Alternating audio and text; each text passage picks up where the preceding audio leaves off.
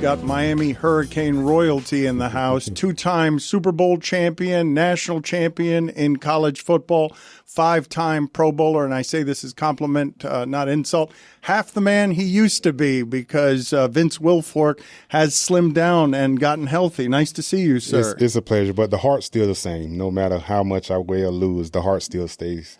Well, you've always been saluted for your heart. I'm going to read some Belichick quotes to you that are very flattering because he calls you one of the greatest leaders ever. But I told you before we started here, I was hoping to do some of this stuff biographically with you. So when did you know you were going to be a football player? Because I've read that you told your parents very early. Yeah, like around 4 or 5 years old, I told my father, like, I want to be an NFL football player. You know, at a very young age, I understood who I was when it comes down to being, what I wanted to do. That's what I wanted to do. That's all I wanted to do. That's all I wanted to know about. And my father, he used to coach some football back in the day. So, I only played one season of, football, and it was flagged because of my size and my, my age. So, I used to go to practice all the time with my dad and watch him coach. And when they do drills, I'm on the side doing it myself. When it was time for them to condition, I would go on the side and condition with them, and that's how, I kept up with football. And I went all that years, my childhood, I went all those years without playing no football after my first time playing it because either I was too young or I was too big. It was the weight limit or, your age. And I used to miss both of them. So my next time playing football after that was in high school. So between, 4 and 5 years old till high school, I played basketball.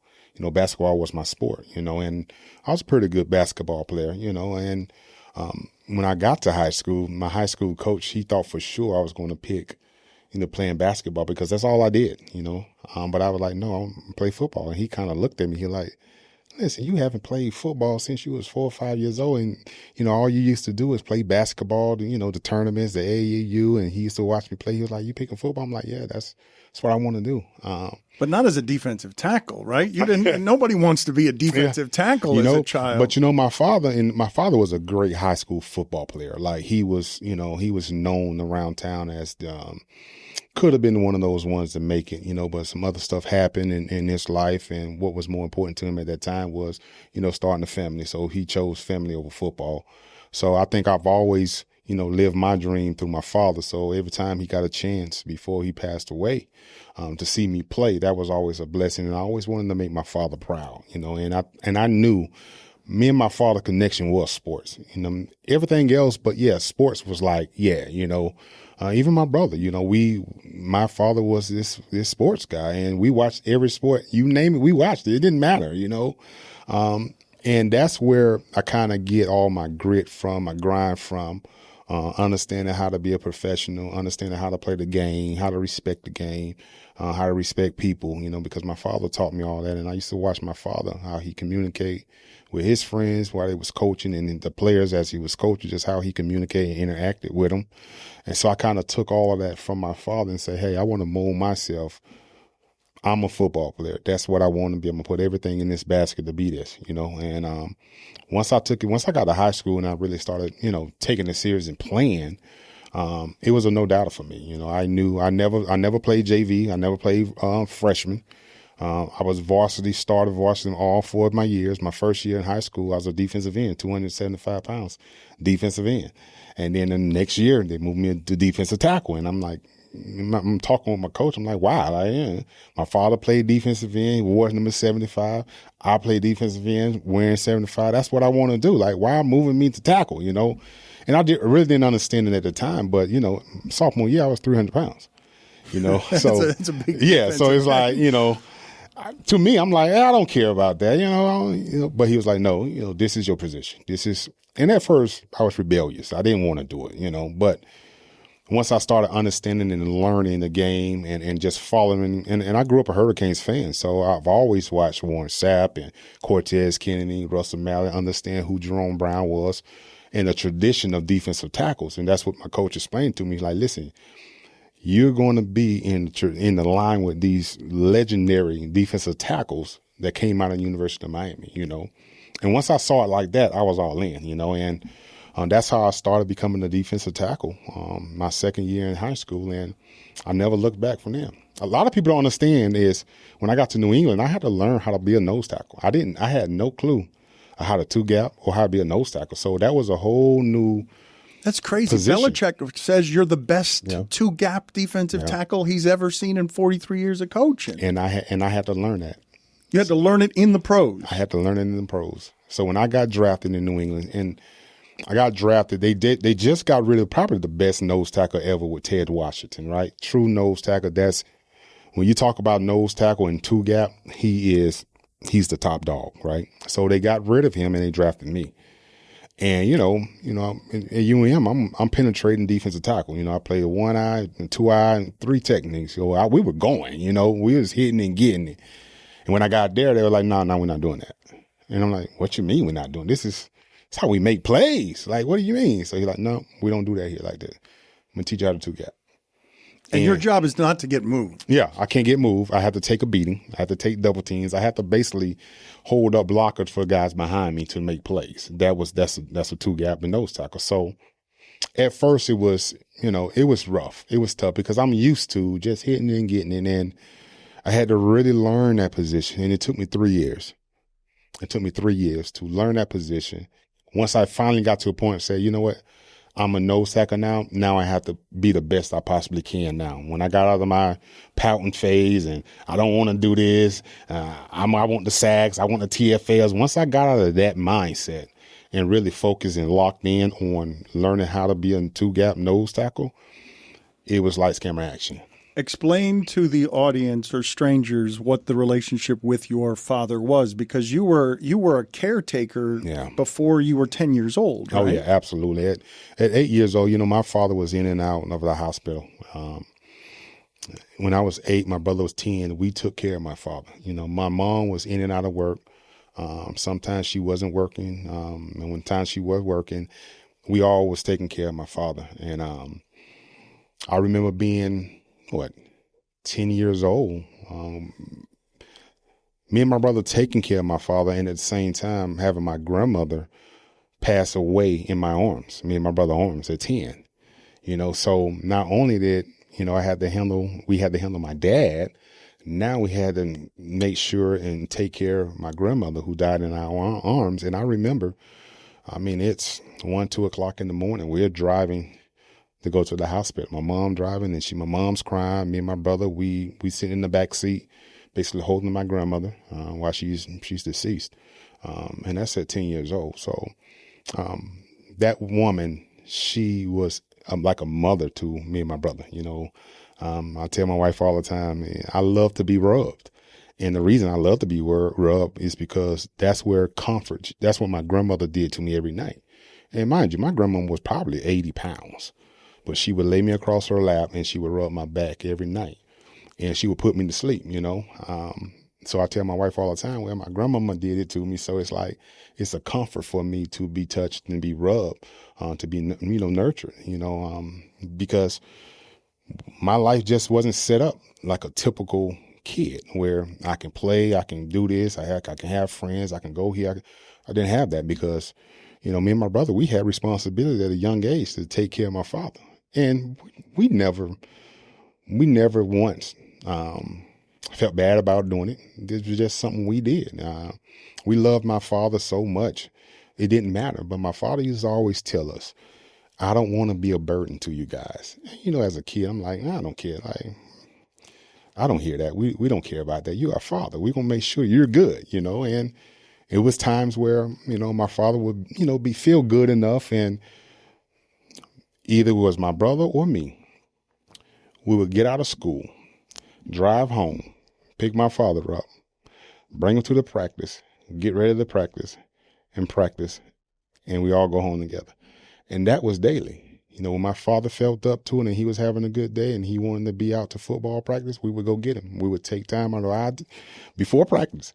Just go home and get him so he can be out here, because my father loved that and he loved us and he loved the guys. Like, he loved my teammates and the friends and stuff. He loved that stuff. So, everybody used to call my daddy coach, because he would get on anybody. He would coach anybody. It didn't matter, and he's always have a saying, it's hard, but it's fair.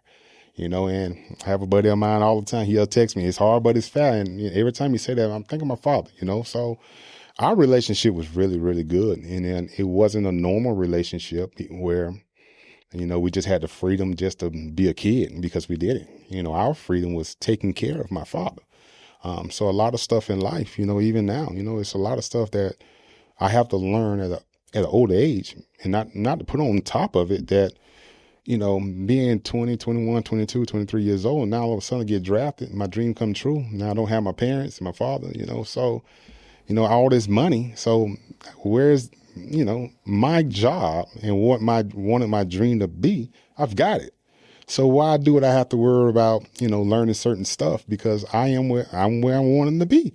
But it doesn't work like that. You still have to have some stuff in your life. You have to learn and you have to teach yourself. You have to educate yourself on some stuff. And we all go through that, and I was no different. But, at the end of the day, I wouldn't change anything. The only thing I would change is to keep having my parents here.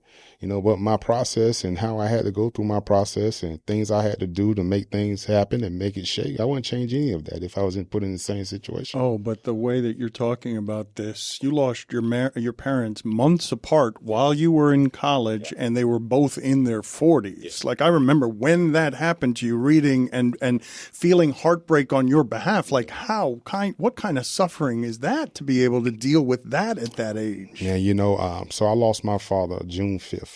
My mother's birthday, June 6th. So I lost my father June 5th, and a couple of days before that, I would go see my father all the time in the hospital. Once I leave school, I'm in college. Once I leave school, I'll shoot up, to Boynton to see my father and just to talk to him and just be around him. I would do that every day, and last time I did it, I don't know if it was God or what, but my father used to always say, Give me your national championship ring because you're going to lose it. Because I was known to lose everything.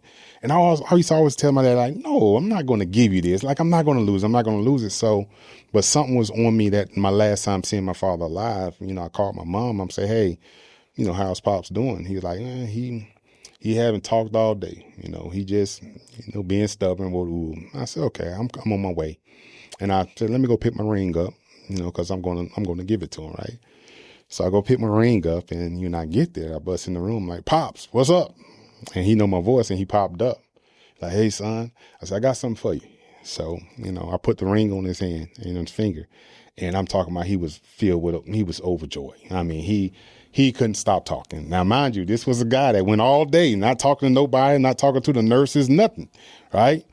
But now all of a sudden, he had this energy, So I felt good about, leaving. But I know what my father been through because I've been through it with him. I've seen it. Me and my brother, we saw it.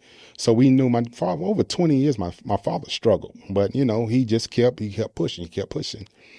But I knew that day, I'm like, okay, I made him happy, So I get in the car, head back home, and my mom called me. Yo, daddy he's steady. He called all the nurses in here, showing me your ring, woo. So my dad was happy, And, I went home and I said, hey, everything's going good. And, he's fine. He's excited. He got the ring, woo. And, the next day, they called me and told me he passed. And, I couldn't believe it, but at the same time, it was a peace because I know how much my father struggled. And he never let us see him struggle or feel down. He never did that.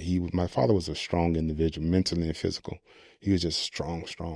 So when I got that phone call, it hurt me. It hit me because my relationship, only thing I was doing is like, when I make it, you guys don't have to worry about nothing else. We used to talk about what kind of car you want. My daddy wanted an Escalade. My mama wanted a Lexus, what type of house you want. I got you whatever house you want. We got it, So it was like me. I was playing for my parents, But when I lost my dad, it was heartbreaking because of our relationship. But I understood that it was getting close, It was just he lost that battle, So, I kind of put it somewhere, and I was 20 at the time. 6 months from that, November 7th, my birthday is November 4th. So my birthday comes, November 4th, we're about to go play Tennessee. And Coach Coker called me. It's like, you can't make the trip. Your mama had a stroke. I'm like, my mom had a stroke? Like, what? Like, so I'm like, okay. My first game ever, only game I ever missed in college was, going to check on my mom after having that stroke, and here you are. I'm 20 when my father passed away. Okay. My mama just turned 46 the following day. My birthday, November 4th, I turned 21. And November 7th, my mama had a stroke. So that caught me by surprise. That one, it caught me by surprise big time because my mom, she was a big lady, but for the most part, she was healthy, and I'm like, man, my father, not my mama. So automatically I'm thinking like, man, what's going to happen to her? I just went through it with my father. Like, what's going to happen to my mama? All the normal stuff I'm sitting here thinking, and I got football and, I got a baby on the way. So it's like a lot of this stuff going on in my life right now. I'm trying to figure it out, at 21 years old, trying to figure it out, and mom got to a point where she was okay. And, we was pretty confident where she was. She was coming home soon, doing her, rehab and all that stuff. She was doing fine with all of that. And sure enough, I get a phone call. Mama passed December 16th. Now, I can't remember that Christmas. The only thing I remember is I quit. I quit football. I was done because people have to realize I'm not a selfish person. I played football for my parents to get them out of what they were in, seeing the struggles, being poor, being in the hood, seeing a lot of killings and being around a lot of stuff. So my whole objective was being a great football player for my parents, but now I don't have them. So it was like, I'm done. I don't care about this, like whatever, and that was my mindset. To my defensive line coach, he pulled me to the side one day and he was like, listen, he was going through some personal issues that year. And he told me what those personal issues were. And all I can remember was us being clowns at the University of Miami, the defensive line. It was like every day after practice, he had to leave. And we used to always joke him, like, you don't love us. You never watch film with us. You never spend time with us. So we used to always joke him. But when he told me why he was doing that in that moment, I felt bad. I felt bad. And he was like, I'm not telling you what to do, but just understand, do what your parents will want you to do. He's like, I know both of your parents. I know your daddy very well. I know exactly what he wants you to do. He said, I'm not telling you what to do, but just do what they want you to do. And I wasn't trying to hear it. Just lost, I'm 21 years old, just lost two parents within 6 months from one another. I don't want to hear that mess, And once the dust kind of settled and everybody was gone, I took some time out and really think about it, And I called the team and say, hey, I'll meet you guys out in Arizona for the bowl game. And I think I got there, I don't know, a Tuesday when I can't remember. It was such a fog, but I got there kind of late, and I just remember Andrew Swayze, our conditioning coach, he was just running me just to get me back going, just to shake you like, hey, condition, you missed a lot of practice. Be like, you going to play? We got the condition. And I always hated condition, but in that moment I didn't care, it was just, I was a zombie. But all I knew was football, and I went out and I played that game and I really don't remember it. If I watch clips now, some of those things I don't remember. I now remember us being robbed. I remember that, but even that, it didn't do nothing for me. Like, I had no emotions towards a football game. I can't even imagine the fog you were in. How long were you in that fog? I was in that fog for the rest of my life, honestly, because I grew up in a household that our communication skills weren't good. We had so much other stuff that's going on in my life and in our household. Communication wasn't one of them. So I didn't learn how to communicate. You understand? So that haunted me.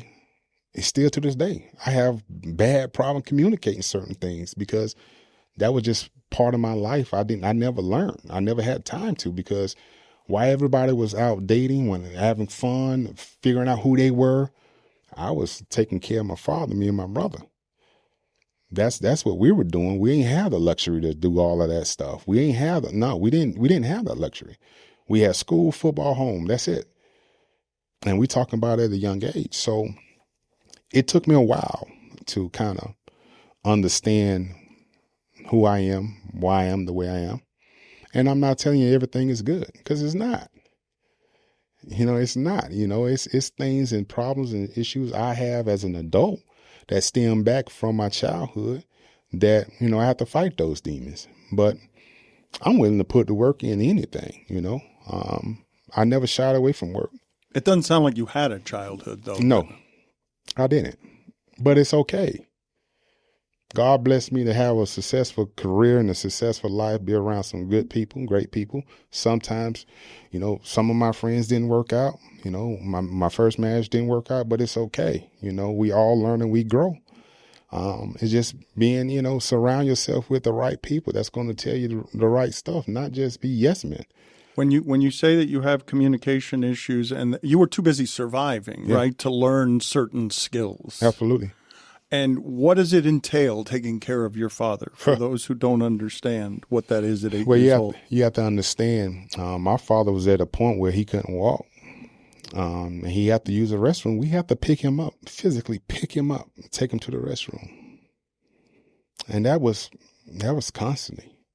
My father would be so weak. My father would be so down. My father would he would try to do stuff himself, but he'll fall.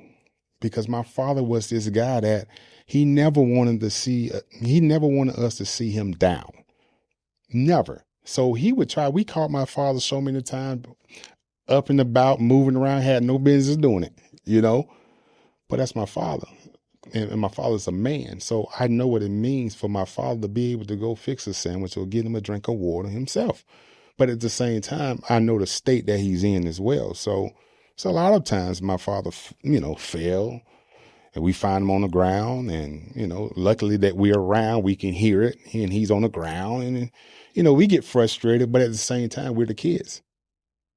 I could sit there and say, why are you up? Well, you can't be doing but we're the kids. Like, at the end of the day, I'm going to honor my mother and my father.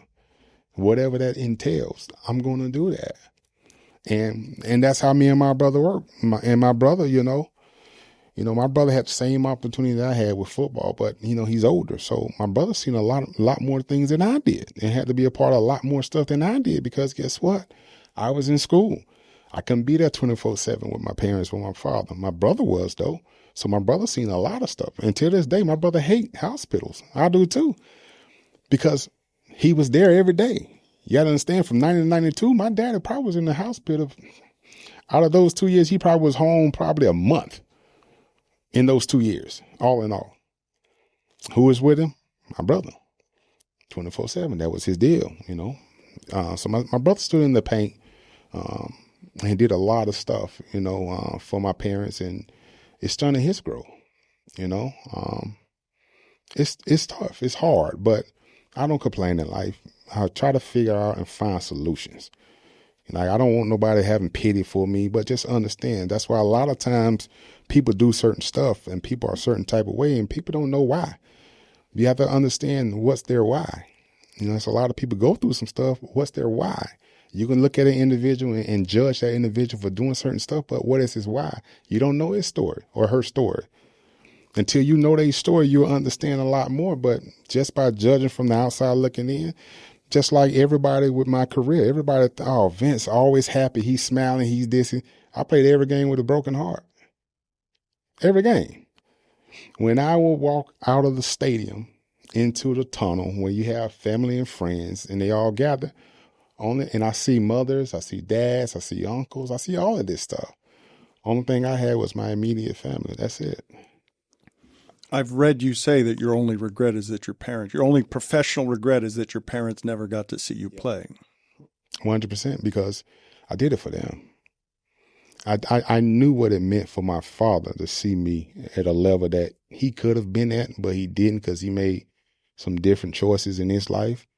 And I don't judge him for that, each his own. But my father saw it in me at a young age. He saw it. And That's my only regret, is playing the game and not having my parents there, because I know my father would have been in every game. I wouldn't have been able to get him out of my house. You understand? My mama too. I knew how much that would have took off of them, the stress level of just trying to make it every day and trying to do this and trying to do that. And see, people have to understand too, I'm built a certain type of way because I done had family members fail us. I done had family members turn their back on me and my brother, my mom and my father, turn their backs on us, family members. So when people see me and I act a certain type of way, I don't put up with a lot of stuff, understand my story. My family turned backs on me. And I'm not saying all of them, but key people, yes, turned their back on my father and my family. I witnessed that with my own eyes. I've heard it with my own ears. And at that time, there's some stuff I wanted to do to him, but it is what it is. But I've been through a lot, but, I'm still staying through the grace of God. That's first and foremost, because without him, I don't know where I would be. I'd definitely be lost, and who knows where else, but God's good, and it is what it is. So football, or the end of football when everybody would be with their families, was a reminder of your grief? But you know what? I didn't know how to deal with that. A lot of stuff I dealt with just putting it somewhere and keep it pumping, because the ball never stops. The train never stops. If I'm here or not here, the ball gonna continue to roll. Oh, but it's not healthy now. As an adult, you to see what I'm saying? stuff Right. all that shit down, stuff it all down. So now, but like I say, that's how I dealt with it. But now, again, it's impossible for me to handle that way. You know what I mean? Because I'm a lot smarter now, got a little bit more wisdom and understand, hey, you have to communicate certain stuff. And it sounds like you've gotten a good deal better at communicating. I have, but I'm still not there, but I have. But it's all work. Life is about work. It's about work. I don't care how much money you have or how much money you don't have. If you're not good as an individual with yourself, it doesn't matter what you have. It doesn't. Once you're okay and understand who you are and your purpose, you'll be fine. You'll be okay. Life's going to be whatever it is, because guess what? Trials and tribulations will always be here. You're going to always have problems. You're going to always be disappointed. You're going to always be hurt. You're going to always be disrespected. How you handle those situations, you understand? So life is I'm always trying to grow. I'm always trying to grow. And that's what I'm going to continue to. And I tell people all the time, I can cut grass today, and in 2 minutes, that grass is starting growing already. It doesn't matter. But you're good. You're good at gardening. You're good. You're good at work. You like work. Yes. Yes. You tend to a garden. Yes. I don't have one now, but because I don't have a space. But yes, I'm a full-fledged outdoors type of guy. And I tell my wife this all the time, and friends and stuff. I say, listen, I can do everything a woman can do except for have a baby, but I can help make one. You understand me? So credit to my parents, and credit not even knowing, growing up and have to learn how to cook, how to clean, how to nurture, how to care. Not even knowing it was going to teach me a life lesson as an adult, right? So everything that I had to do as a young kid, now I'm to a point where it's I can do my daughter's hair when she was young, which I've done. I can cook, I can clean, I'm a nurturer, like all those things I can do, and it was just planned that way that I'll be great in those areas, which I am. But I love the garden. What do you see as your purpose? My purpose is to lead. And, I understood that when I retired, because when I played the game, no matter if I was in, high school, college, or pros, I always was a leader, And my leadership doesn't stop because I'm retired. It's just a different form now. So I have to be able to lead in my household. I need to be able to lead, because a leader going to always have to answer questions. People always come to you to get your knowledge or get some answer. And I pride myself on that. And that's the most important thing as a leader is you have to understand you are always being watched. You might think somebody's not paying you attention, but somebody's always paying you attention. They always listen to what you say, and they value that. So you have to be careful as a leader what you put out, because people want to follow in your footsteps, because guess what? They heard Vince said this, not only in football, but like, hey, if I'm talking to a young guy outside of sports and just having a regular conversation, I'm putting wisdom, I'm giving knowledge. I try to be supportive, negativity, I try to leave that alone. Like, what's the good in people, and understanding that. So my purpose is to lead on the field and off the field. I'm going to read some of these quotes from Belichick. As good a two-gapper who has ever played this game, and captain of captains, the true leader of the team. That's a team with Tom Brady on it, and he's calling you the true leader of the team, and also the best defensive lineman I've ever coached. That's player, leader, on the field, off the field, practice player. I mean, all I knew was football, and I think football was my outlet in life. If I didn't have football, I can only imagine where I would be. But football was like second nature to me. It's like waking up, going to play a game. Like, that's how easy it was for me to be able to sit back and look at a formation and diagnose what's going on in the splits. That's my wheelhouse. I put everything into that, because I put everything into things that I care about and I love. Because I want to be the greatest at everything I do. What I choose to do, I want to be the greatest, and that's not going to stop. Did you play with rage, with emotion, all that stuff that you were pushing down? Oh yeah. I was mean. I was mean. I was hell on wheels. Like, my anger, my aggression, I took it out on people on the field. Like, that was my thing. If I'm going to impose all my will on you until this game is over, I'm going to beat your head in until I feel like it's enough. And all of those come from my pain, everything I've been through, that's what it came from. But it allowed me to be who I needed to be. And people respected that for me. They respected that.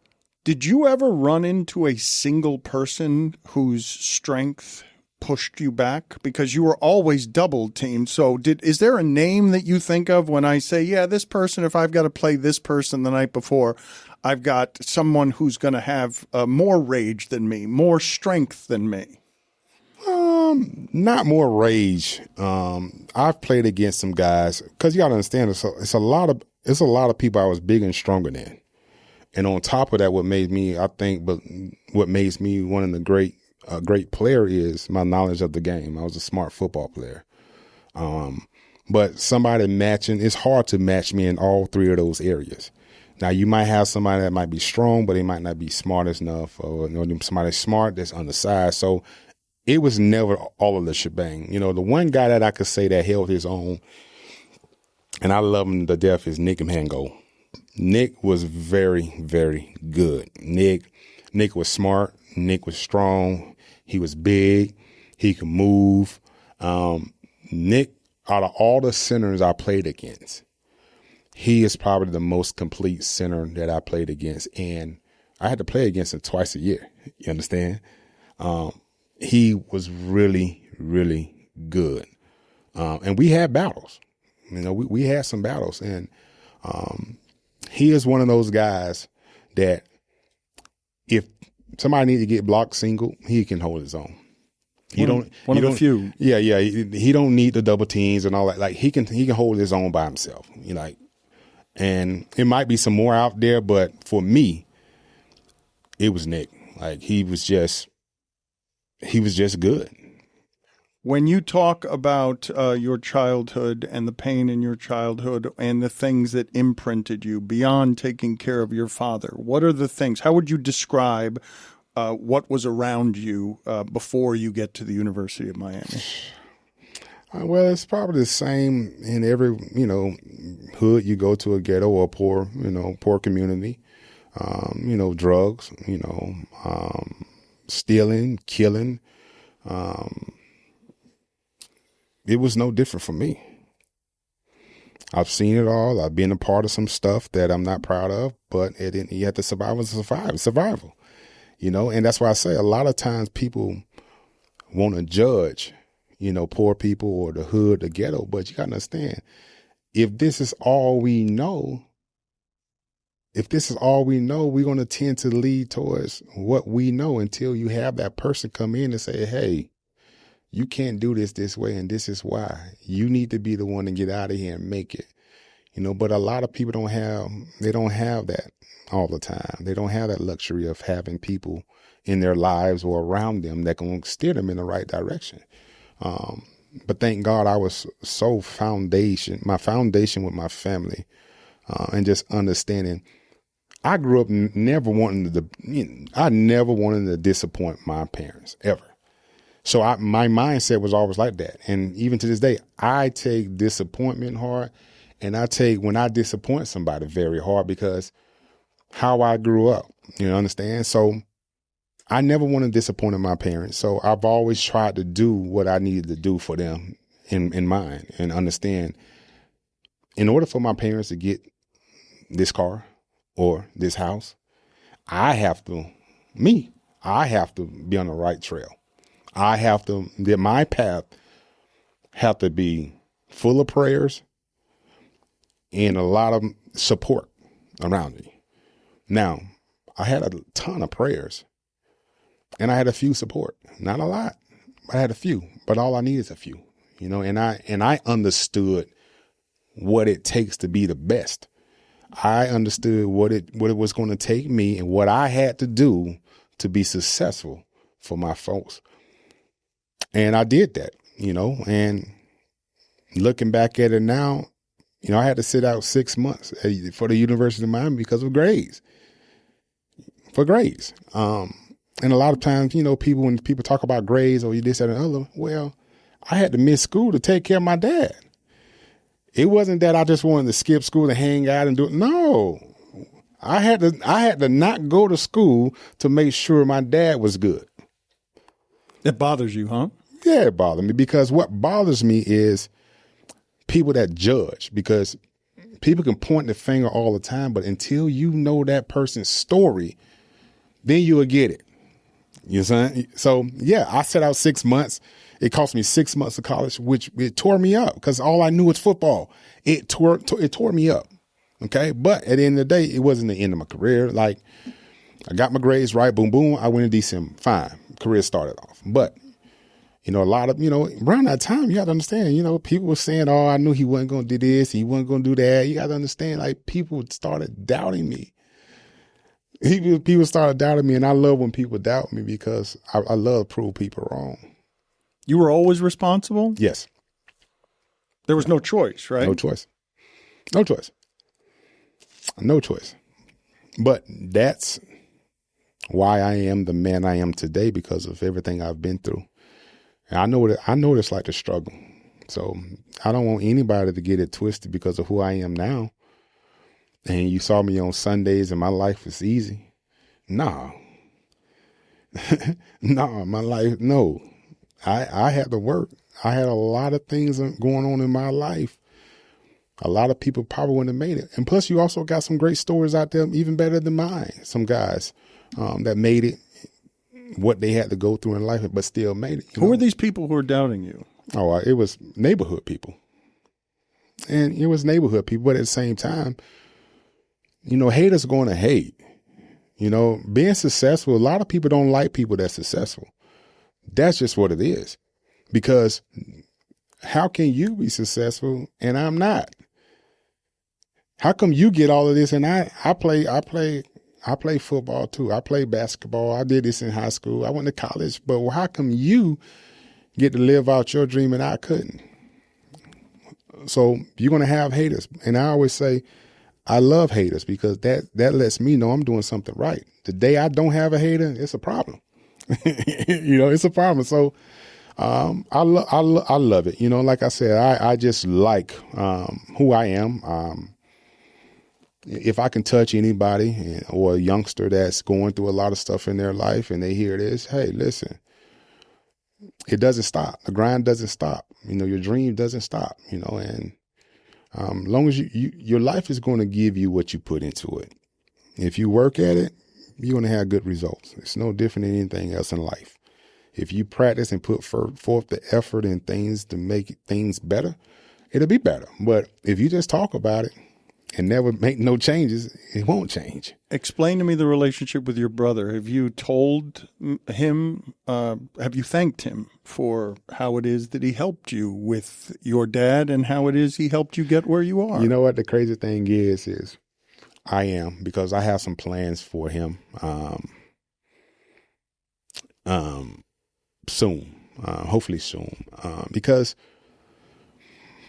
I put myself in his shoes. And, at the end of the day, we all have problems. Like, it is what it is. We all have problems. But for my brother to understand his mindset, I had to look at everything through his eyes and understand what he's seen and what he been through when I was in college, what he had to do. His life had to be stopped. So we'll have that conversation. We definitely will, because like I said, I have something that I'm planning with him and for him, and I think would be awesome. I don't think it's never been done before, but when we get to that point, we'll see if it's ever been done. Even if it's been done before or not, it's still going to happen. But it sounds cryptic, though. You got a surprise for him. Yeah, I got a surprise. Yeah, I got a surprise for him, man. My brother. My brother. He's a warrior. He's a grinder. Like man, he's been through a lot. He's been through more than I have, seen more than I have. Because you got to understand, he was there. When I was in school, he was there. So I'm pretty sure, it's a lot more stuff that I don't know that went on.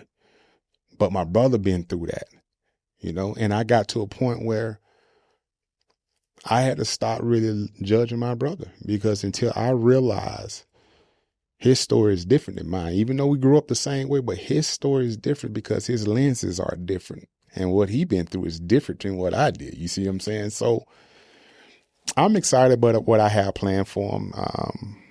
I think, as a younger brother, I looked up to my brother. Like, he don't, I used to tell him, I'm like, man, I've looked up to you, like things you've done, and even with you playing football. My brother went to college, and I was the first person that I want to talk to him. Like, hey, what you learned? Because now I want to implement, college stuff in high school. So what you learned? So my brother, he means a lot to me.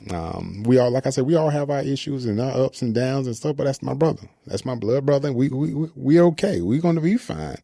But everything, life can be tough.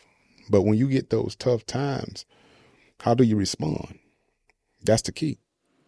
You somehow didn't start your freshman or sophomore year at the University of Miami, correct? So you started your junior year and then went to the pros and were a first-round pick. But your first 2 years at Miami, you did not start. How did that go for you? Did you doubt at all? No, I never doubted, because I was 100%. I understood 100% who I was. Like, I knew. I mean, we could talk about it, all my fellow Hurricanes, but I was better than the D tackles in front of me. That's just what it is. But of course, they older, they've been there for a while. But what happened was I played more snaps than all of them, and I made plays. So being at the University of Miami, the one thing I always loved about that is we never complained about who's playing, who's not. Like, we didn't care. We knew we had a bunch of dogs. We knew we had our second string just as good as our first string. When we practice hard. We know that. So we never looked at, I'm not playing, I don't want. Nah, we never looked at it, because we know we was going to be called upon. And you had to be ready to go. And we were. And that's why I really never tripped on not starting. My job always was, when I get my opportunity, take advantage of it. I don't care if it's one play or 50. Take advantage of it. And that's exactly my mindset was. I'm going to take advantage of it. A lot of people think, and I understand the mental part of this, that the quarterback is the hardest position to play. But I feel like your position is the physically hardest to play. Yes. Do I have that wrong? No, you don't. As a two-gapper, Yes, because we take a beating. I mean, we take a beating. We don't go nowhere fast. We taking up blocks. Everybody else around us making the plays. We're not getting no stats. Not getting any of that. Like, we getting up at the end of the bottom of the pile. We're at the bottom of the pile. We don't get talked about. All right. So I think I changed that from a nose tackle standpoint because of the plays I made, which was unheard of as a nose tackle. I made some critical, good plays in my career as a nose tackle, but I came with a bunch of study. Like my goal was if I can steal one play a game, just one. That's all I wanted to do, steal one play. And I will watch film. I will watch film and find that one play that I can steal, and most of the time I did it. Sometimes I watch something I really never got a beat on anything, or sometimes in a game where I hear something and okay, I'll put that in the register bank because if I hear this again, I know exactly what it is, and everything is all gloves off. Like Bill, I ain't playing technique. Last time he said this was this play, so I'm going to make this play, So, and I think I got to a point with Bill once Bill realized the type of player I was, that I wasn't just doing stuff just to do stuff. I played within the scheme, but I was smart. My football IQ was very high. I think Bill gave me a lot more leeway to do certain stuff. So it got to a point where, I would handle the defensive front. Like the linebackers didn't have to talk to us. They just talked to the back end because I handled everything up there. I called the plays. I called the stunts. I moved people around. I did all of that. It was plenty of times where, I'll go to the sideline and I'll tell Bill, hey, this is what they're doing. This is how they block it up. If we did boom, boom, boom. It wasn't even the play. We just made it a play on the sideline. We do it. So I think I earned that trust from Bill because he understood that I wasn't a selfish player. I wasn't. So he understood by me doing this, I'm putting our players in the best position to make the plays. It don't have to be me making them, but somebody need to make them. I'm not for to sit up here and take on a double team when I know what the play is, and you can just go do this. I'll do this. You do this. How about that? And I think that's where me and Bill's relationship it built from. Him knowing that I was a pretty good football player, and on top of that, I was pretty smart as a nose tackle. How did you lead, though? Did you find yourself in many confrontations? Did you have any reason to be involved with conflict with teammates? How did that work? No, I don't talk a lot, but at the same time, you get tested and stuff. I always wanted to be. I'm the one. All of this runs from me. I'm the engine. If the engine isn't running correctly, the car can break down. Like it ain't going to happen. So if I'm the engine, I have to make sure I'm on my P's and Q's. I got to understand I know what I'm doing. I have to understand each one of my teammates is different. The personalities is different. Sometimes you can show somebody, they'll learn. You have to talk to somebody, they'll learn. Or you have to walk through, or it's multiple ways to learn. And my job, and I felt like if I'm playing with this guy, I have to understand how he thinks. I have to understand how he learns and how can I get through to him so he'll understand to be on my page. I've been doing it for so long, so I can just say something, and I can have a player just sitting here saying, okay, because in my mind, I've already done it. I've done it, but I had to be able to break stuff down because I want to be great. And football is a team sport. It's not just about me. So if I want to be great, I have to make sure the people around me feel the same type of way and approach the game the exact same type of way. So I think it was just part of me. I think it was my presence and how I talked and how I spoke, and by them watching me, by them watching them, when Bill put up highlights and he showed certain plays, they'll watch, what Bill is talking about. So they'll learn. So now they're like, okay, he's a real deal. You know what I mean? So I just think I think it came with that. What is the closest that you have come to playing the perfect game? Do you have a game in your mind that you recall as? No. I mean, I haven't had good games, but perfect game, no, because. Closest you've come. I didn't say perfect game. I just said closest you've come. I know guys like you never say they've got the perfect game because guys like you tend to be not very forgiving of themselves. Yeah, I think I think I played the Houston Texans. I forget which year it was, but we played them in the regular season. And I had a pretty good I basically slowed their offense down myself. So that was a pretty good game. And the AFC Championship game against Baltimore, I forget what year it was. These years starting to run into them, but when I started the game off with a sack and a half, and then third down, later in that game, third down, I had a tackle for loss, Ray Rice. And then that fourth down, I put the pressure on Flacco to throw an incomplete ball. And that was a critical point in that game because of the time they was driving. It was a lot going on. So the sequence of those plays, was pretty good. But as far as I think people can define that about how many plays they made a game in, what was the situation in those games, for me to sit back. And I played a lot of football, so I'm probably missing some stuff. Who knows? But I had like 16 tackles my third year against Buffalo Bills. So, we can go a lot to choose from. It's a lot to choose from. So I just always wanted to be a person our teammates can depend on. You've been retired now for 8 years. I know very few people in your position who don't struggle with retirement just because it's such a big part of your identity. And now you're, 35 years old and you're like, well, the rest of my life is ahead of me. How did you deal with the transition? How did that go for you? It was hard. Transition is hard because, when you take something away, I've been on the regiment for over 25 years playing sports. So my days were very similar for 25 years. So when you take that away, you have to try to figure out what's the next, transition. Like, what do you want to do next? And then a lot of people get in certain stuff and a lot of people get depressed. A lot of people go through midlife crisis because, hey, all my life, this is what I've known. This is what I did. This is how I did it. 6 o'clock in the morning, I had a purpose being up at 6 o'clock in the morning. So now, when I wake up at 6 o'clock in the morning, I'll stare at the scar. What is my purpose? So it can be hard. It can be tough. And I've tried so many different things.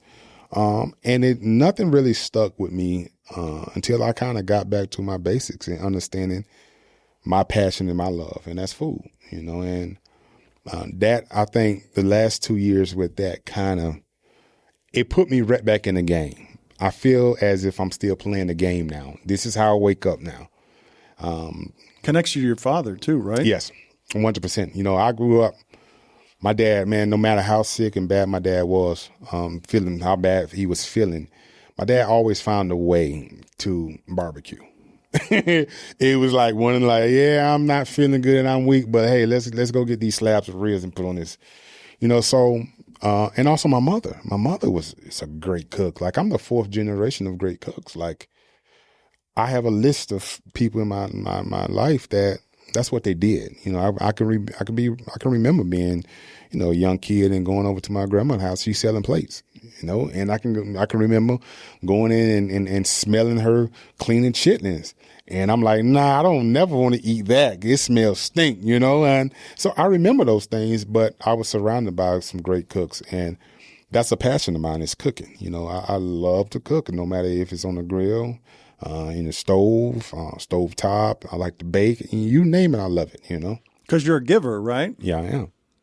I got to get you down here to see if we can convince you. I don't know what it would take to convince you to help us with a spread around here where we would have the honor of having Vince Wilfork cook something up for us, since you're over in Weston over there. I think we can make it happen. We'll have to do that to support GHI75, your barbecue label. So you've poured yourself into the business of that? Yes. GHI75 stands for Gotta Have It, 75. And that was something that my dad used to say all the time growing up. But when I got to the NFL, we call situational football Gotta Have It, and it's like a must-have play. You have to have this play or you'll lose.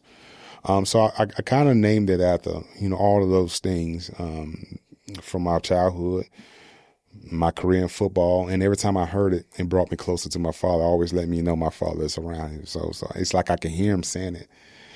So yeah, I really, the past 2 years, I really started taking this serious. I think this product is amazing. It's a really good product. Is your mouth watering right now? Is your mouth watering right now? That sounded like a slurping sound. Because you know what? Everything. That's a good advertisement. Everything about this sauce, it has meaning. Everything about it, from the label, from the flavor, it just have meaning. And what I've done, and I pour it out because I'm thinking about everybody. And one of the few things that I really love about it is gluten-free. Right? We don't use no high fructose corn syrup, no preservatives, and it's coming in a glass bottle. So anything, we don't want to deal with microplastic, all that mess. We're not doing that. Good for the earth, good for your body, good for everybody. Exactly. We're not going to play that game. So when I tell you, it took a lot. We put a lot into it, just thinking about the average person, and also we deliver a great sauce. You've lost a ton of weight. Can you explain to us what football did to your body? Well, I've lost probably 70, 80 pounds. And that came from just stop playing football. My son was playing baseball in Texas. So I would be at the practice 3 hours a day in that Texas heat. So I'm drinking 2 gallons of water like it's nothing. And one day I just got on the scale because I always promised myself, man, when I retire, I'm never getting on the scale ever again. I've seen it too much, right? So one day out the blue, I said, let me just get on the scale and see how much I weigh, right? Well, I was down 20 pounds. And now I'm like, man, am I sick? Like what I'm doing? Like, because I'm not doing nothing crazy. Like, so I started just monitoring what was going on and what I was doing. Well, half of my meals I'll eat, and I spend the majority of the time outside, just running around with the boys and the kids. And it kind of trained my system like I didn't need all of that. But now I'm to the point now where I feel little things, because I lost a lot of muscle mass. I lost a lot of fat. So I feel little things like, a little part of my back or my neck or my shoulders, my ankles, like little things I'll feel, and it'll come and it goes. But I didn't understand how big of a deal it was when I was playing. When people used to tell me, man, I can't believe you can do that. Man, that's crazy you could do that. And I'd be like, man, what are you talking about? But now I get it because I go to lift weights now. I'm not even half the person I am now lifting weights in the type of weight I'm moving. I'm not even half the person that I was. So now it kind of put a perspective on who I used to be and who I am now. What is the most that you weighed? What is the most you ever weighed? I'll tilt the scale. The heaviest I ever been playing football, 380. 380? Yeah. Oh, my God. That can't be good When I got down to UM, after those 6 months, 385. And the first thing my strength and conditioning coach, Andrew Swayze, said was, I'm going to get that baby fat off of you. That's what he told me. So I played at UM around 345. That's what my weight in, UM 345. So when I got to New England, they said 325. I'm like, where did that come from? Well, you weighed 323 at come. I'm like, yeah, but I was trying to lose weight and get down for y'all. And plus I was sick. Like my everyday weight is 340, 345, And Bill was like, well, tough luck. So I'm like, okay, no problem. I said, I'll never miss a weigh-in, but I guarantee you catch me 2 hours after, it's a problem. But weighing in on that specific day and when I need to weigh in, I've always was good. You never were fine? Not one time? Because I never miss weight. Not one time? No, never miss weight. No. You say it as if it's matter of fact. No, it is. Bill can tell you that. I believe you. Yeah, it just sounds crazy. Yeah. So you always weighed in. You were never overweight. Nope. Never overweight. As a point of pride. Yep. I don't care what I had to do, but I would be at that 325 when it's time to weigh in. I guarantee you. I was like a boxer. I weigh in, but 2 minutes later, I'm hydrating back eating. I'm back to 345. So were you doing all the stuff, though? Were you in the sauna? Everything. Everything. You name it. Like a wrestler? Oh, you name it. Because you were a wrestler in high school. Man, you name it, I did it. Like the funniest thing is, so when it's weigh-in days, you can always tell because when you pull up to the parking lot, it's already kind of filled already. And I would be driving going to work, and I would see Ty Law. He's on the highway running by the stadium. But we always knew it was that, it was time. And I got to a point where I'll get up at 3 o'clock, check myself, see what my weight is. If it's not what it needs to be, I'll go run some miles before I go to work, just so I know I'll make the weight. So explain it, though, to me, because you said little pains, and I think your pain threshold is an uncommon pain threshold. So my guess is that you were in pain a lot of times without even realizing how much pain you were in, because it was just your life for a long time. For the person who does not understand the job that you did for 13 years, 5 times as a Pro Bowler in that league, what is the body's cost on that? What does that feel like now, and what did it feel like as you were doing it? Because I've got to imagine it was something that stayed with you. Yeah, when I was playing and when I had to go through it, so we play the game on Sunday. Monday we'll go in and just do some light stuff, watch film, and if we start implementing plays for this week, we start small there. But Monday is fresh off a game, so your body and your adrenaline's still going. So Tuesday's our day off. So Tuesdays, that's when your body really feels the impact of this weekend, right? Depending on the type of game you play, like if we play the Steelers or the Ravens, I'm going into Wednesday first practice of the week still sore from the game. But we can't stop because it's a new opponent. We have to put this in. So you have Wednesday, Thursday, and sometimes, Friday, you can recoup. Sometimes people recoup by Friday, sometimes people don't. Early in my career, I recoup fast. My body heals fast. It numbs up, So by Thursday, I'm good to go. I'm back at it. I'm good to go by Thursday. Once I got later in my career, it took me till Saturday. So it was a couple times I played on a Sunday still sore, the older I got. And I'm still doing the stretches, the hot tubs. I'm still doing all of this stuff, but just over time, it just catches up with you. And how about now, though? Like I would imagine, in the morning there's creaking. Honestly, right now, I can be good, and then one day out the blue, my shoulder go numb, or I have tingling in my fingers, or my knee bothering me, or my low back. My low back just decided it won't bother me this past week for whatever reason. So I'm still dealing with a low back, just little aches here and there, but nothing drastic. Nothing like if I want to go outside right now and play some basketball, I could. It doesn't stop me from doing anything. But over the years, you're talking about 20 years worth of football in general, over 20 years. Those little ninks and these little, you start to feel them, something that you forgot all about. Did anyone come close to tempting you out of retirement after you got to 35 years old? Nah. Because, I made it very clear to myself and other people. I say the day I start losing the love for the game and my mind start thinking elsewhere besides the game, it's time for me to call it quits. And that's exactly what happened. It got to a point where I was tired of going to meetings. The new generation that was coming in, it wasn't adding up with how I learned the game, the conversations that was having. And then I tore both of my groins. So I'm like, man, I'm not this is not. And I started thinking about other businesses and other things. I'm like, okay, yeah, it's time for me to go. So I never wanted to take and cheat the game. I could have easily, I left the game healthy. That's why the Texans was kind of surprised that I retired, because we was talking about doing another deal.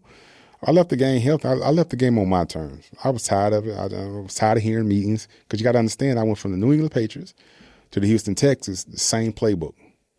So I was listening to the same playbook for 13 years. But you also knew what winning was and what a champion looked like. And at that point, you knew that you were no longer going to be winning like that. Yes, and which was okay. And I love the Texans. Like that ownership, I love them. I love them because they try to create that atmosphere now.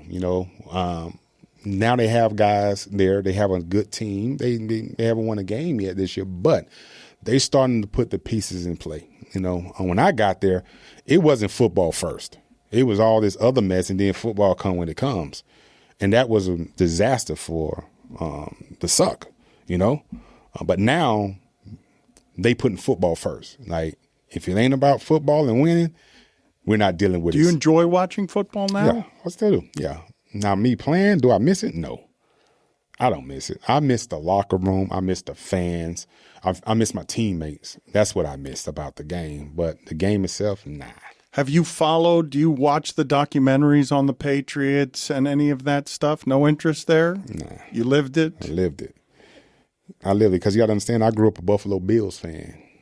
So I knew how crappy the Patriots was.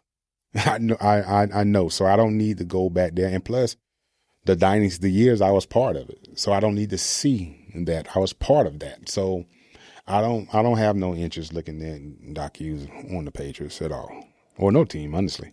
Is there a story, any story that you would share with friends who wanted to know something about Belichick and Brady that perhaps is not known, not about their relationship, but any sort of dynamic that you had with either of them individually that would be the story that is untold because both of them speak of you in a way that they speak of very few others? No, I mean, what I've seen with them, I've seen them bump heads all the time because they're too competitive. I mean, Bill is super competitive. Tom is super competitive. So Tom saying it one way, Bill saying no, it ain't right. Like, I've seen them have them conversation, but that's what their relationship was. Like, Tom challenged Bill, and Bill challenged all of us. Just straight up. He don't care who you are. He'll call you out in front of the team, and I always loved and respected Bill from that. He's not just going to pick on certain people. No, he called his leaders out. He called Tom out. He called me out. He called Brewski out, Vrabel, Seymour. He called all these guys drunk. Like, you name it, he'll call you out. So it really wasn't really nothing was crazy with them. Now, if you talk to an offensive player, because you got to understand, Bill go to meetings, so who knows what happens in meetings. But as far as I'm not even talking about the conflict. I'm talking about your relationship with both men. I wasn't talking about their relationship with each other. Oh, no, it's ton of respect. I mean, my relationship with Tom was the I got offense, and I just came with a different mindset and a different approach for the defensive players and the team in general, because a lot of guys I understand, and I take the time to get to know my teammates. When I cook, my teammates come over. We have conversations. We talk about family. We talk about everything besides football. So I wanted to know who you are as a person, as a family man, as a father, husband. Off the field, I wanted to know that, because now it teaches me how to gauge you and get through to you. And I think a lot of my teammates really love that about me, because I don't see it the same. I'm not going to say the same thing Bill said. I'm not going to say the same thing Tom said, because I think our relationship is a little different, a little deeper than that. As far as, Bill's relationship and me and Bill have a great personal relationship off the field. Bill is a wonderful, wonderful person. Like, he really understands how life works. And a lot of people don't understand that until you go sit and have a conversation with him in his office, just you and him, and you really break bread. You will see genuinely what type of man he is. Like, everybody see this football, and he's not going to talk and smile this and cussing people out. But behind closed doors, Bill is real as it comes. You are too, sir. It was a pleasure talking to you, and it's been a pleasure watching the entirety of a profoundly professional career. Thank you, Vince. And I'm going to hold you to that. I'm going to keep this number, and I'm going to make everyone here, their mouth is going to water when that GHI75 is something you're slathering on that meat. Don't worry, I got you. Trust me. All right. Looking forward to it. Thank you, sir. Thank you, buddy.